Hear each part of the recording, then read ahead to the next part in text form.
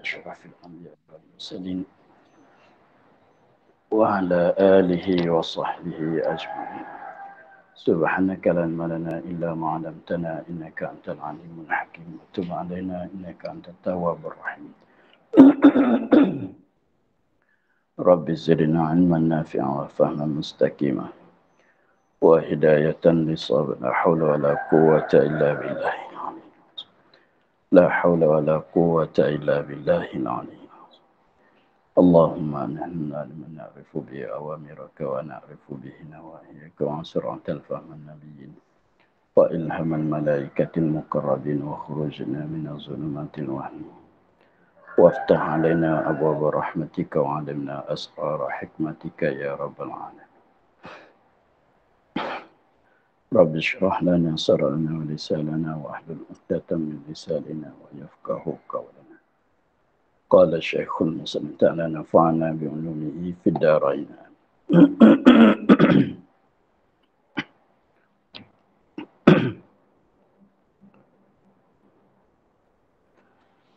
Dan demikian lagi katanya pada kaul yang qadim, pada kaul qadim air yang berlari itu seperti air tenang, sedikitnya atau banyaknya jua,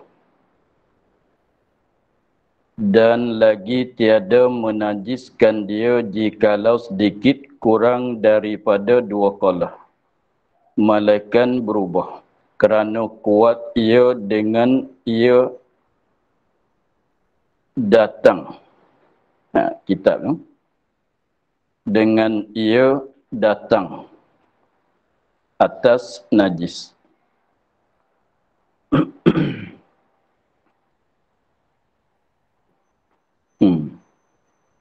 Dengan ia datang dal, tambahkan dal, dengan ia datangkan atas najis.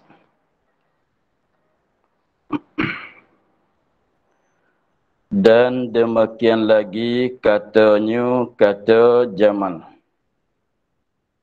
kata Syekh Jamal. Apa perkataan dia pada kaul qadim? Pada kaul qadim bagi Imam Syafi'i. Jadi kaul qadim lah, yang mana kita belajar, yang mana kita maklum dahulunya ialah kaum jadid bagi Imam Syafi'i. Apa dia kaul qadim? Katanya ialah air yang berlari. Air yang berlari itu seperti air tenang. Tenang maknanya tidak berlari. Sedikitnya air atau banyak. Sedikit itu maknanya tak sampai 2 qala. Atau banyaknya. Banyak tu maknanya 2 qala ataunya lebih. Jua, yakni sama saja. Jua, yakni sama saja.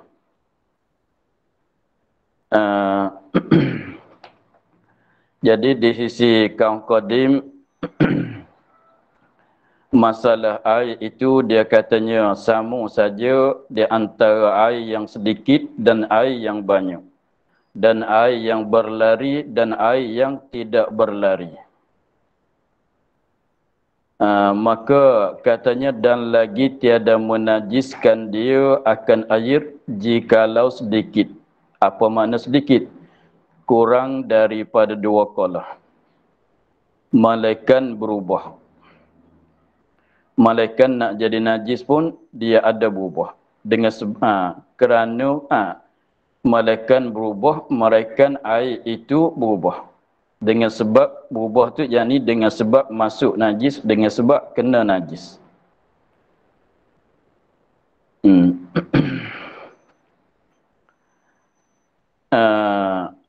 Kerana kuat ia air.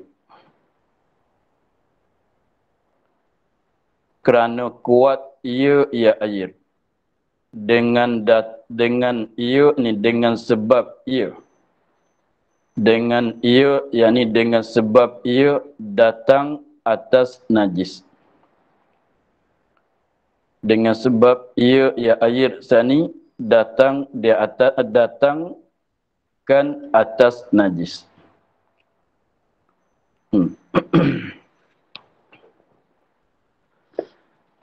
Ini kaum qadim. Jadi kita ulang sedikit masalah kaum jadid yang sebagaimana kita maklum air yang berlari seperti air dalam anak sungai atau dalam parit maka sekiranya kalau masuk najis kita kira satu perlarian dia. Dikirakan satu perlarian, maka satu perlarian itu sekiranya kalau ada najis, maka di dalam satu perlarian itu adalah mutanajis. Yang sebelum padanya suci, yang kemudian daripada satu perlarian itu suci. Dan air kalau tenang seperti air di dalam suatu bekas, sekiranya kalau sampai 2 kolah masuk najis tidak berubah, maka adalah suci. Kalau air tak sampai 2 kolah, semata-mata masuk najis tu jadi mutanajis. Itu kaum jadid. Adapun kaum qadim, dia katanya air yang berlari itu seperti air yang tenang saja. Tak kiralah sedikit ataunya banyak. Air yang berlari seperti air yang berlari dalam anak sungai, dalam parit, dalam paip ke masalah, dalam saluran ke masalah, tak kira sedikit dia ataunya banyak dia, maka dia katanya tiada menajis jikalau sedikit kurang daripada 2 kolah sekalipun tiada najis dengan sebab masuk najis, melainkan ada berubah. Kalau tak berubah, kena ada masuk najis, ada kena najis, tetapi tidak berubah, maka air itu jadi suci. Kenapa suci? Kerana kuat ia air dengan sebab dengan sebab ia datangkan atas najis. Jadi masalah datangkan di atas najis, masalahnya air yang berlari. Maka apabila dia berlari, dia turun di atas najis. Maka air itu sekiranya kalau tidak berubah, maka air itu suci. Sebab katanya kerana kuat ia air itu dengan sebab dia datang di atas najis, bukan najis datang di atas dia. Tengok. Mas'alatun. Kitab tu selepas pada mas'alatun tu kita ubah jadi kata, dia tulis kaf, alif, mim, nun, dal, kaf. Itu salah. Betulkan jadi kata. Kata Syekh Bujarimi dan dikandak dengan berjumpa. Dan dikandak dengan berjumpa dengan najis. Dan dikandak dengan berjumpa dengan najis. Di situ jatuh.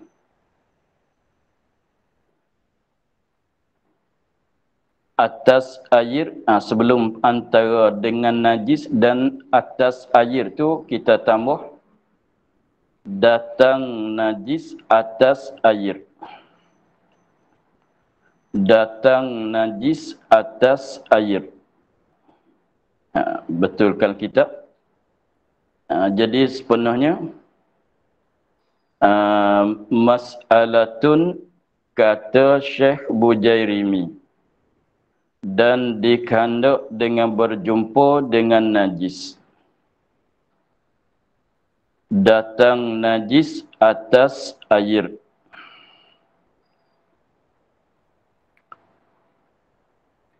Datang najis atas air.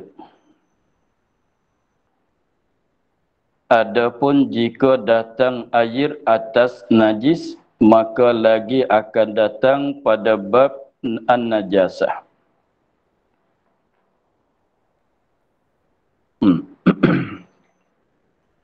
Mas'alatun, kata Syekh Bujarimi, dan dikehendaki dengan berjumpa dengan najis.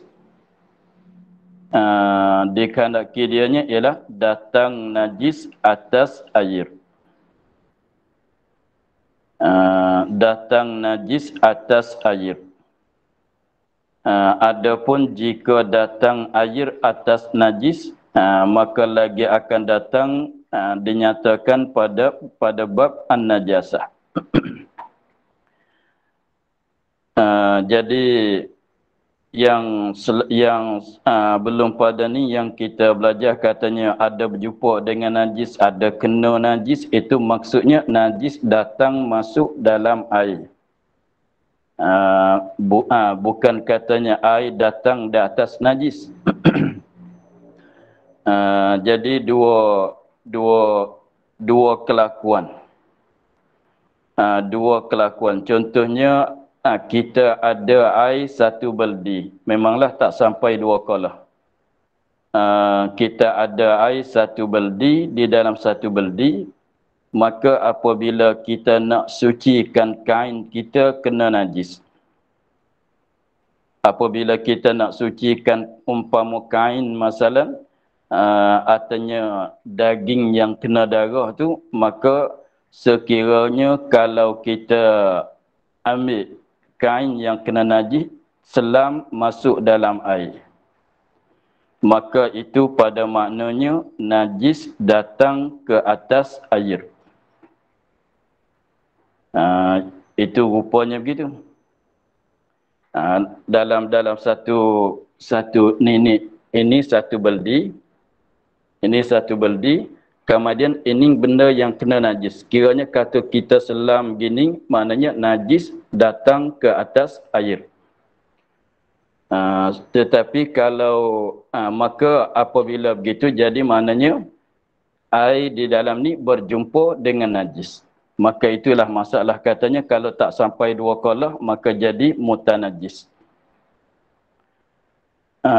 Dia katanya, adapun jika datang air atas najis, maka itu dia katanya lagi akan datang pada bab an-najasah. Kalau datang contohnya ini kain yang kena najis. Apabila kain kena najis, kita tuangkan air di atasnya.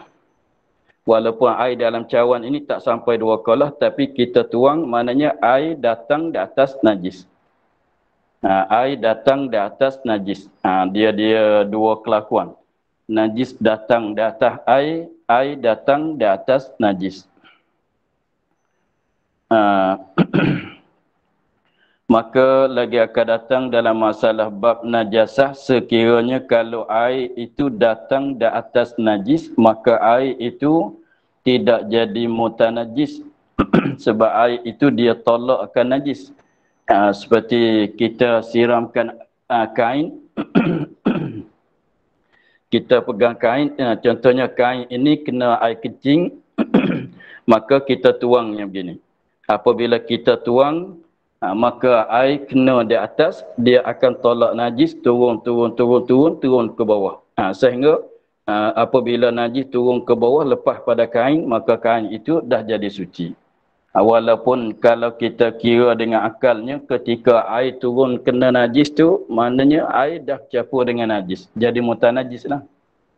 Tetapi dengan sebab air apabila dia datang di atas najis, air itu kuat.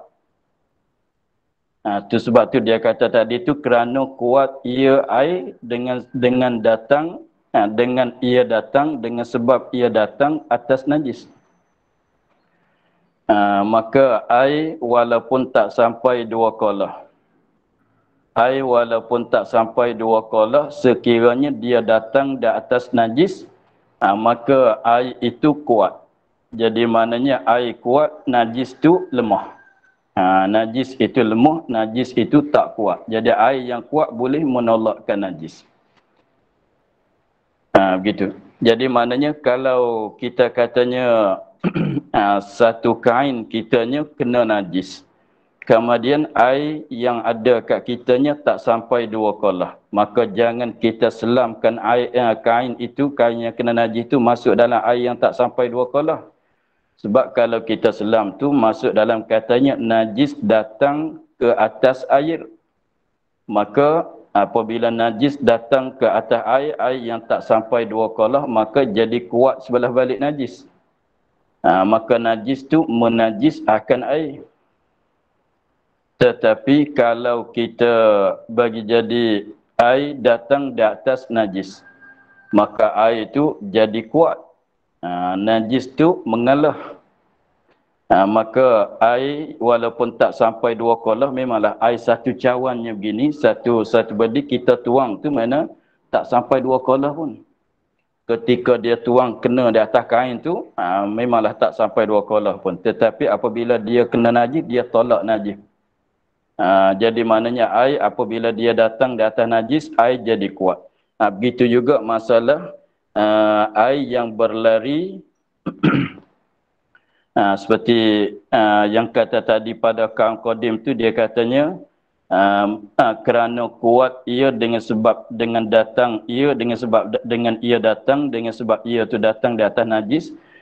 Yang pada masalah dulunya kita kata masalah air di dalam saluran masalah dulu, sekiranya kalau najis yang ada di hujung, sekiranya kalau najis ada di hujung, maka sekiranya kalau air yang tak sampai 2 kolah datang kena najis, maka apabila kena najis tu jadi mutanajis. Masalah yang dulu. Lepas tu sekiranya maka tempat yang berlari air sekiranya kalau sama tinggi, maka apabila kena najis di hujung, di sini pun jadi mutanajis juga. Sekiranya kalau tak sampai 2 kolah. Kalau tepat tu jadi sama, tak jadi berat tinggi sebelah. Malaikat benda tu jadi sengitnya begini. Maka apabila kena najis di hujung, di atas ni suci. Apabila kita sekat tu jadi suci. Itu masalah yang dulu. Tetapi kalau mengikut kaum qadim, apabila air yang berlari dia datangkan di atas najis, dia tolakkan najis, maka air itu jadi suci. Malaikat dia berubahlah. Sekiranya kalau tak berubah, dengan sebab datang air di atas najis, sekiranya kalau tak berubah walaupun tak sampai 2 kolah sekalipun, maka air itu suci. Itulah masalah katanya pada baris yang kedua tu dia kata kerana kuat ia air dengan datang, yakni dengan ia datang ini dengan sebab ia air itu datang atas najis. Sebab tu Syekh Bujarimi katanya, kata Syekh Bujarimi, mas'alatun kata Syekh Bujarimi dan dikandak dengan berjumpa.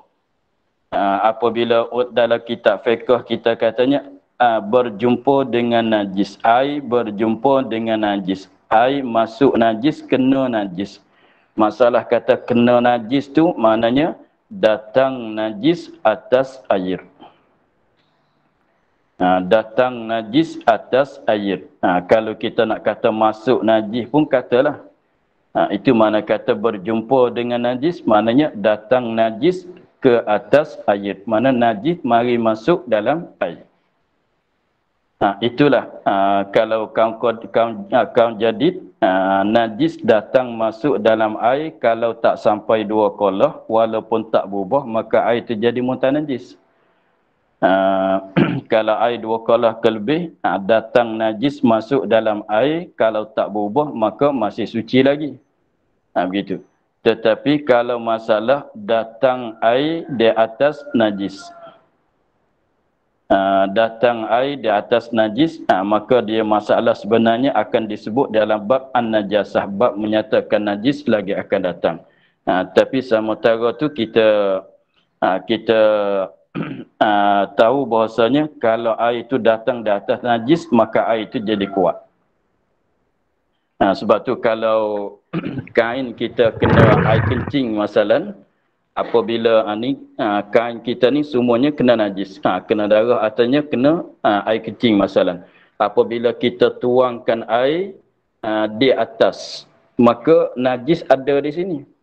Apabila kita tuangkan air di atas, maka pertama kali air yang kena di sini akan jadi mutanajis. Tapi dia tak melarat naik sampai ke atas. Maka dia akan tolak turun. Tolakkan najis, turun. Apabila najis turun sampai ke bawah. Sebab air ni dia cara dianya, yang atas tolakkan yang bawah.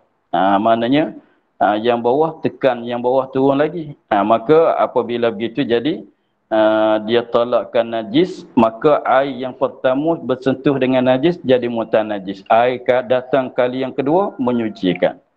Sekiranya air selepas pada apabila kita tuangkan di atas kain yang kena air kencing masalah, maka dia turun, maka kita tengok yang turun di sini tu berubah ke tak berubah.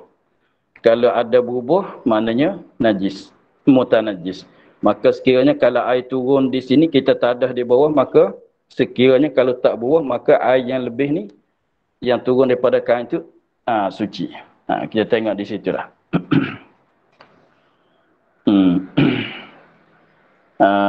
Jadi masalahnya, di sini kita boleh tahu katanya dua rupa. Rupa najis datang di atas air dan rupa air datang di atas najis. Maka siapa yang datang, yang itulah yang kuat. Air datang di atas najis, maka air itu kuat. Kalau najis datang di atas air, maka najis itulah yang kuat. Begitulah. Maka contoh daripada masalah kata datang air di atas najis, air apabila datang di atas najis, air itu kuat. Tengok dia katanya, dan setengah daripada datang atas najis itu. Dan setengah daripada datang, ini datang air atas najis itu. Setengah daripada masalah datang air atas najis itu, iaitu menggelegakkan periuk. Maka naik buihnya. Maka mengalir air buihnya pada pihak atasnya yang kena najis. Tiada menajis air yang di dalamnya dalam periuk. Kita pernah ke tidak tanak nasi dengan gas, tak pakai puyuh elektrik. Apabila kita rebuskan, dia akan gelegak naik, melipahkan puyuh. Tengok. Maka kita katanya, contohnya ini puyuh, puyuh nasi. Lepas tu di tepi ni ada najis. Di tepi ni ada najis. Kena najis lah. Lepas tu apabila kita letak di atas api, lama-lamanya dia gelegak. Apabila gelegak dia tu naik. Naik sampai di birat, dia keluar. Sampai di birat, melipah turun ke bawah. Maka apabila lama-lamanya ia akan kering.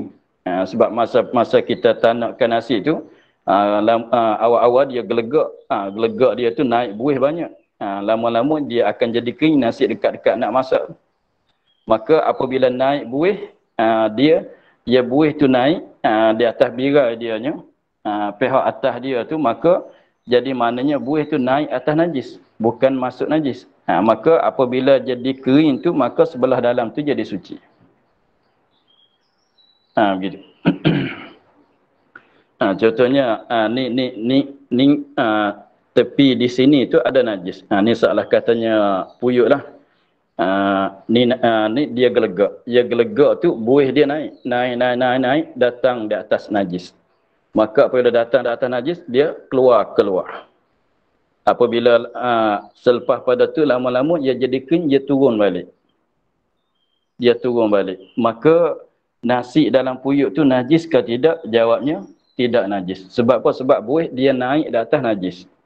Bukan najis masuk dalam buih. Buih tu naik atas najis, mana buih tu tolakkan najis. Itu setengah daripada masalah katanya datang air atas najis, maka air itu jadi kuat.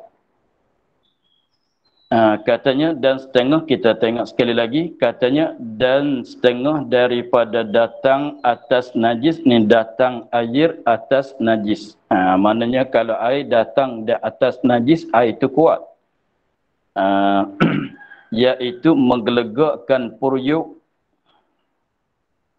menggelegakkan puruyuk. Puruyuk kita masak nasi ke, katalah masak mana-mana apa masakan sekalipun, maka naik buihnya. Buih yang putih-putih gelegak dia tu, dia memanglah kalau air kosong tu dia tak jadi berbuih sangat. Tapi kalau kita rebuhkan daging, rebuhkan beras, maka buih dia tu jadi pekat, dia naik kuat. Maka mengena air buih itu pada pihak atasnya, atas mana sebelah atas pada puyuk tu lah. Maka mengena air buihnya, buih puyuk tu pada pihak atasnya, atas puyuk. Pihak atas tu yang kena najis. Barangkali tuan dia tak basuh puyuk tu. Kalau basuh belum pada nak masuk beras tu, memanglah tak ada najis. Artinya dia terlupa nak basuh. Tengok kat bira dia tu ada najis. Dia terlupa nak basuh. Ambil beras masuk, ambil air masuk, gelegakkan. Maka naik buih tu kena najis yang ada sebelah atas. Tiada najis air di dalamnya, dalam puruyuk. Selama mana dia gelegak kena najis. Gelegak naik ke atas kena najis. Gelegak naik ke atas kena najis. Air yang dalam puyuk tu, dalam kendi ke masalah kita rebus, tak jadi mutanajis. Jadi suci lah. Boleh makan. Sebab datang di atas najis.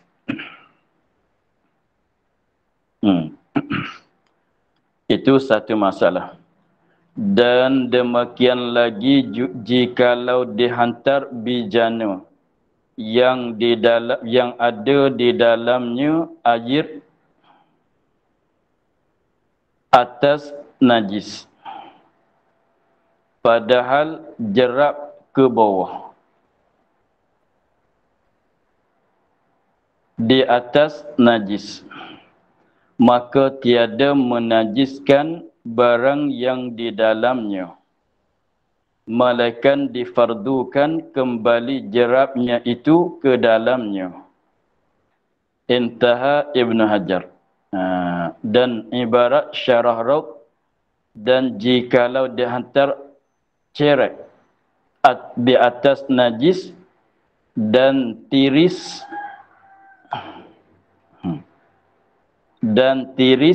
keluar daripada pihak bawahnya, tiada najis barang yang di dalamnya selama keluar. Maka jika kembali, maka jadi najis seperti ia sumat dengan najis. Intaha. Masalah di sini kita bagi gambaran masalah dulu.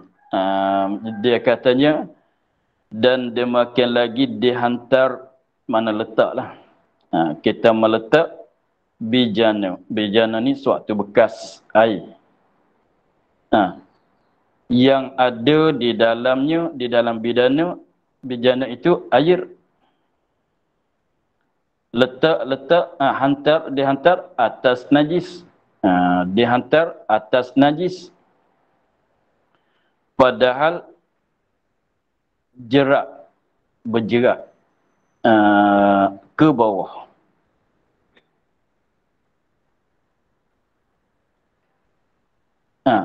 Jerak ke bawah tu atas najis.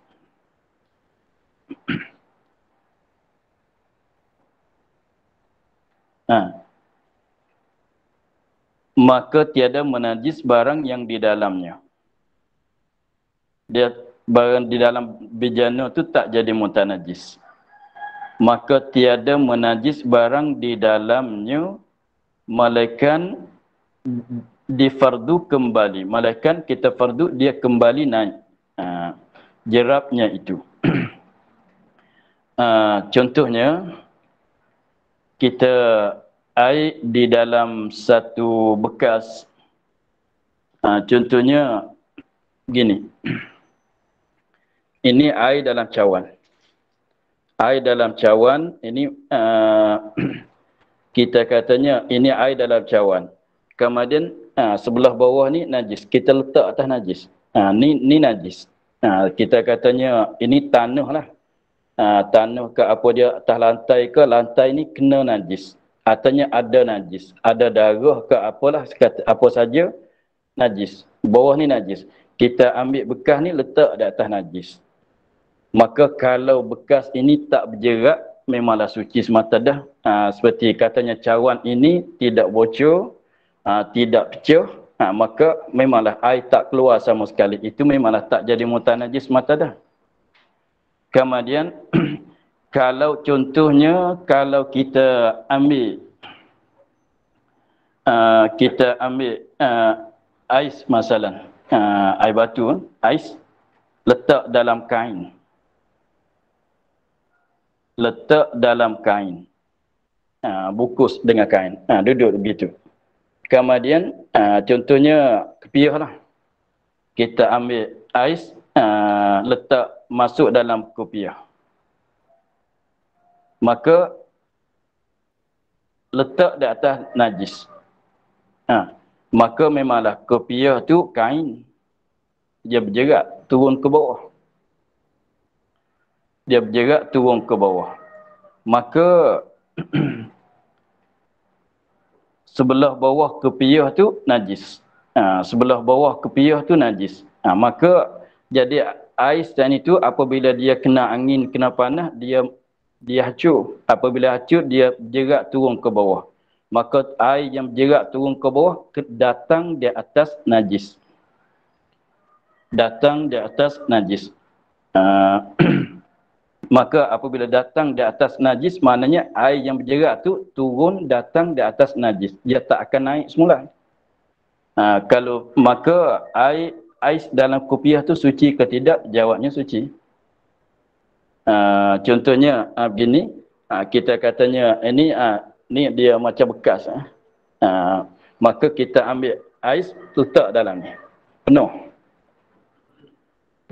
Maka kita ambil ais masuk dalam ni, penuh dalam ni.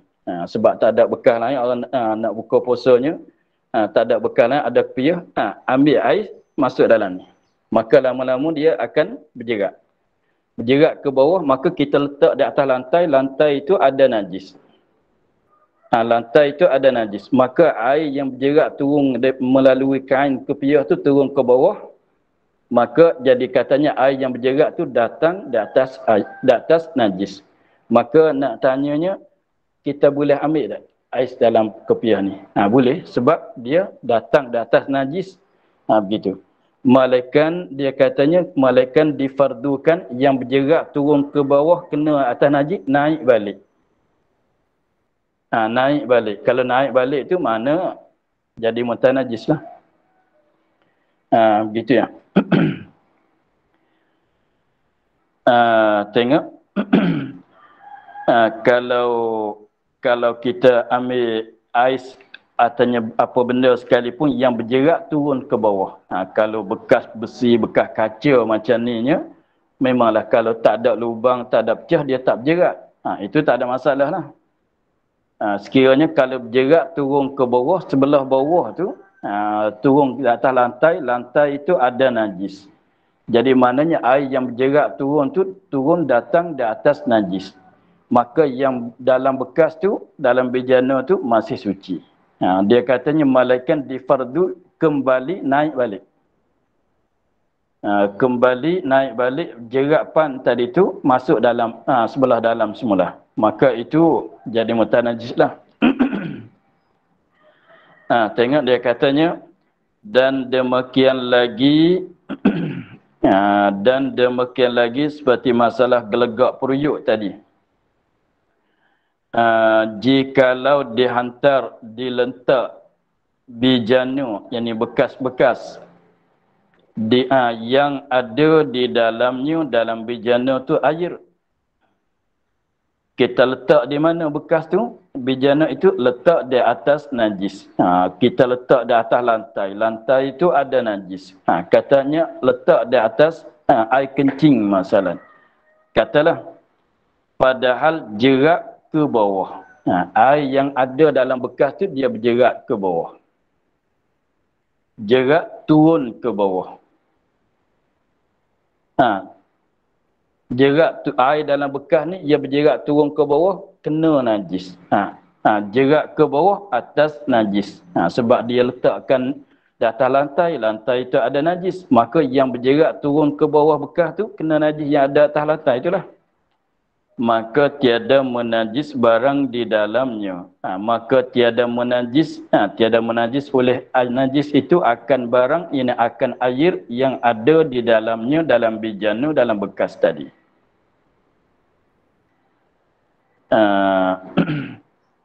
Dia tak menajis. Sebab apa? Sebab yang berjerak turun ke bawah, kena najis, tolak najis turun.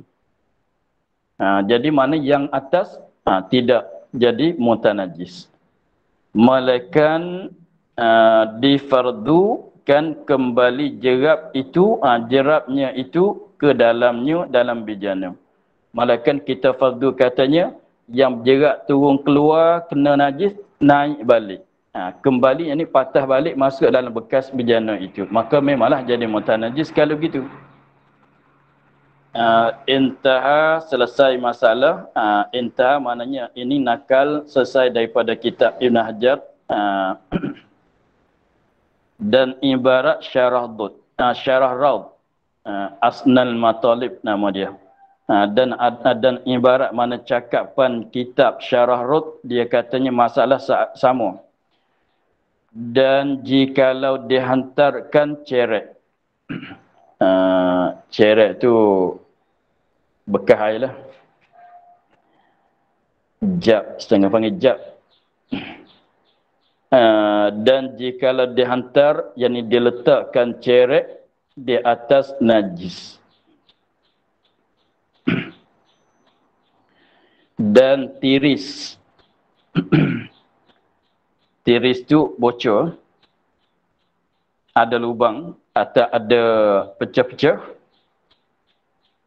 Keluar daripada pihak bawahnya. Memanglah ada tiris, ada pecah tu.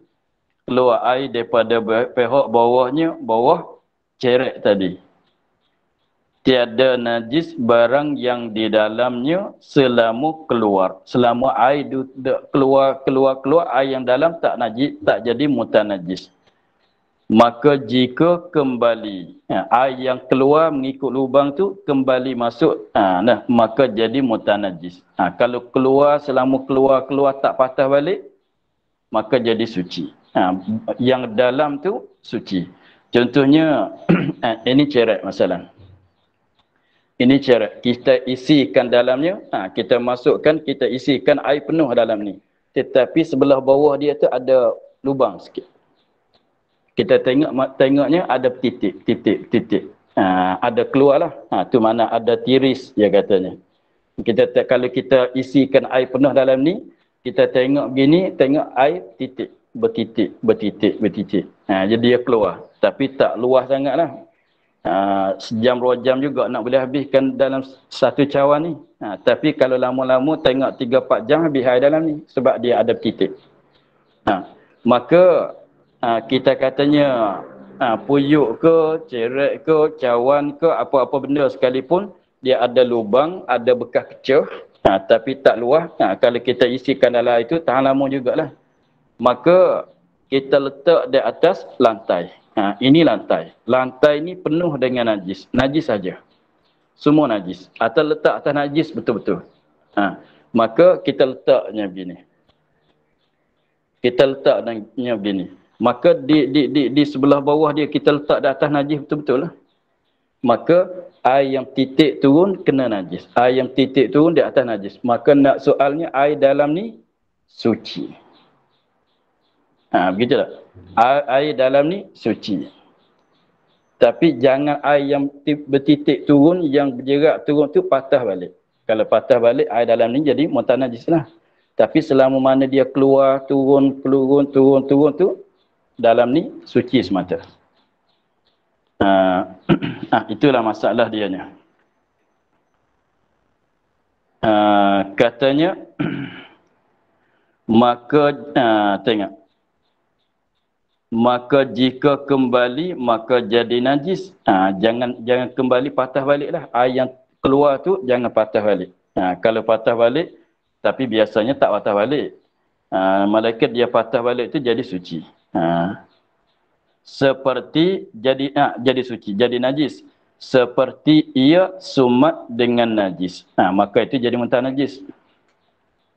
Contohnya cawan kita, katanya puyuk kita, dia ada berlubang sebelah bawah. Luah jugalah. Kalau kita nak ambil biji beras masuk tu boleh. Luah juga lubang dia tu, sama luah dengan biji beras. Contohnya, sama luah dengan sebiji beras. Kemudian kalau kita letak begitu, tengoklah. Kalau tak ada air, kita suluh dengan cahaya lampu tu, nampak lubang dia. Nampak lubang sama luah dengan sebiji beras masalah. Kalau kita ambil beras sebiji, kita sumat tu masuk. Begitu. Kemudian kita isikan air dalam ni. Kita isikan air dalam ni penuh. Kemudian letak di atas umpama tai lembu masalah.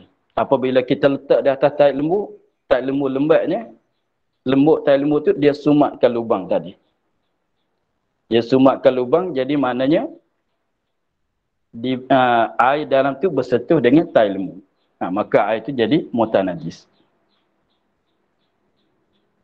Begitu.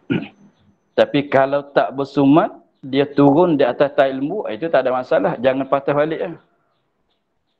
Itu mana kata seperti ia sumat dengan najis. Itu memanglah jadi muntah najis. Begitulah. Masalah katanya air datang di atas najis. Itulah rupa dia. Maka itulah masalah najis, air yang menyucikan najis. Jadi sepanjang kita belajarnya ialah masalah air mutlak. Nak kena air mutlak, air yang boleh, yang mana air boleh kita menyucikan hadas dan najis, yang mana air yang tak boleh kita menyucikan hadas dan najis. Semuanya dah habis. Maka dia katanya dan ada pun tanah yang menyucikan itu, iaitu tanah yang tiada dipakai. Maka sekarang masuk pula pada masalah tanah nak menyucikan. Menyucikan hadas dan sebagainya. Maka untuk hari ini kita sekadar itu dulu. Dan kita akhir pada katanya dan ada pun tanah yang menyucikan. Wallahu a'lam. Alhamdulillahirabbil alamin. Bismillahirrahmanirrahim. Salatu wassalamu ala asyrafil anbiya'i wal mursalin wa ala alihi wa sahbihi ajma'in. Allahumma ta'ala al-'arifin wa qulubana kalaka amalana wa bisalli wa bikarim. Allahumma inna nastaghfiruka kama qara'na wa ma qulna sami'na fardana 'alaina wa tahiyya subhana rabbika rabbil 'izzati amma yasifun wa salamun 'alal mursalin walhamdulillahi. Bapa nak tanya Bapa? Ya. Bapa, mesin basuh kita tu, pakaian dalam mesin basuh dia bernajis. Kemudian mesin basuh tu air datang dalam mesin basuh. Kemudian air tu berkumpul, dia basuh. Kemudian dia buang kan. Lepas kali kedua dia basuh lagi. Maka mesin basuh tu kira tak najis ya Bapa? Air tu kira tak jadi muntah najis ke sebab dia berkumpul? Dia kalau berkumpul itu jadi muntah najis. Sebab biasanya kalau dia nak maksudnya kalau kita kumpulkan, kalau mesin basuh yang biasa tu, bukan yang auto, yang sebelah ni sebelah pusing, yang sebelah lagi untuk nak mengeringkan. Kalau begitu tidak ada masalah lah, sebab kalau kita pusing kita ambil sebelah lagi, masuk sebelah lagi, Kita tuangkan air bagi banyak di atasnya, maka dia akan tolak najis turun ke bawah. Ya. Tetapi kalau masalah yang auto, kita tak tahu juga cara dia tu macam mana. Kalau katanya dalam masuk air pusing, maka jadi kumpul sekali dengan najis yang kain yang kena najis, kain yang tak kena najis, maka sekiranya jadi kumpul begitu, maka jadi mutanajis. Lepas dia buang air tu, kemudian air kedua datang, Bapa. Dia masih berkumpul juga, kemudian dia buang, datang ketiga, dia kumpul juga, dia buang. Masih mutanajis ke, Bapa? Itulah kali yang kedua. Kalau dia tekan turun tu tak ada masalah. Saya tak pernah perhati tu macam mana dia kalau air turun daripada atas ke daripada atas, Bapa. Daripada atas. Kemudian yang pertama tu dia kumpul, dia basuh najis, kemudian dia buang. Kemudian bila dah buang, dia datang lagi daripada atas, tapi air masih dia kumpul baliklah. Tapi dia buang. Kemudian datang lagi ketiga, dia kumpul juga air, kemudian baru dia buang. Macam tu dia kira mutanajis ke apa? Dia macam ni. Contohnya tepayan yang kena najis. Tepayan yang kena najis, kalau kita nak basuh, kita buat macam mana? Dia tak boleh air turun ke bawah. Sebab kalau boleh turun ke bawah, jadi busuk pula kan. Maka yang kena najis, kali pertama kita tuangkan air, kita pusing gojang-gojangnya, kita tuang. Maka kali yang kedua pula, kita tuang ke atas pula. Maka kali yang kedua kita tuang pula, kita gojang-gojang, tuang pula. Sebab dia tak turun ke bawah, kalau basuh kain ke atas turun ke bawah kan. Ya. Kali yang ketiga kita tuang, sekiranya kalau air keluar tu tak berubah, maka suci. Kalau macam kita basuh tepayan jadi begitu, maka tak ada masalah. Sebab cara jenis benda yang besar, kalau tepayan yang besar tu kita nak curah tak boleh. Maka kalau kena najis seperti tepayan yang besar, kita nak curah begini pun tak boleh sebab dia besar. Maka kita masukkan air, meratakan bira dia, kita cebok keluar. Kemudian masuk balik pula. Masuk balik, meratakan, cebok keluar. Kalau dalam tepayan yang kecil, kita masukkan air yang pertama, kita bagi rata bira dia ni, curah begini. Kemudian betulkan balik, masukkan air balik pula. Kita ratakan, curah balik. Cukup 3 kali suci. Artinya 2 kali tetapi tak berubah, maka suci. Sekiranya kalau mesin basuh jadi macam tu, maka suci. Ya, sama. Terima kasih. Ya, sama-sama.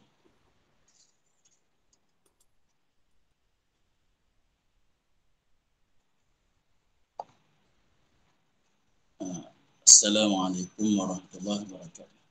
Waalaikumsalam warahmatullahi wabarakatuh. Waalaikumsalam warahmatullahi wabarakatuh.